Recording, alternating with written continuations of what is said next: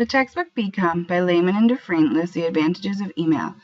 It allows for fast and convenient ways of communicating across time zones. It increases efficiency, it reduces cost by cutting back on stamps and long-distance phone calls, and it reduces paper waste. Emails can go one of two ways. They can be well written and easily understood by the receiver, or poorly written and the message can be lost. An example of a poorly written email is from a poorly written email by an underprepared student.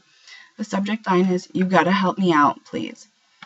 "Hi doctor, you told me I'm going to make a B even without doing the final, but unfortunately you gave me a C, which is no good to me. Please doctor, check my course compass, my test, and my finals out again. Please, because without you passing, I mean getting a B, am no good at all and academic is going to be affected real bad. Please once again look into my case." This email abbreviates the word "you" over and over again, and not all of the words are complete. Capital letters usually mean excitement, and when the whole email is composed of capital letters, it's too much. The article How to Fail at Email says by typing in all capital letters, you will offend most everyone who has ever read an email. The student didn't sign the email either. Hopefully the professor knows who sent the email. The second example of a poorly written email is from the same student to the same professor after the professor didn't respond. The subject line is, "You've gotta save my future." "Hello doctor, how you doing? Hey doc, I checked my grade today and I realized I gave a C instead of a B.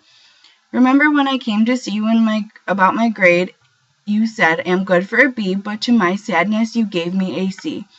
Please doctor, you got to help me out because without me passing your class, my educational career will come to a stop and I know you don't want that for nor any of your student. Please, you gotta help me. Please, for the love of God, you gotta save my career." This email has more errors than the first. The subject line on this email again doesn't give the receiver any information about what this email says. And again, the writer abbreviated many words. You, doc, passin' are just some examples. There are many typos. He doesn't capitalize the word I throughout the email either.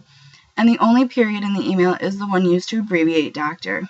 How to Fail at Email includes typing in all lowercase letters and forgetting punctuation on its list of how to fail at writing an email. There are a lot of incomplete thoughts and sentences throughout this also. I checked my grade. That would make more sense if it said I checked my grade.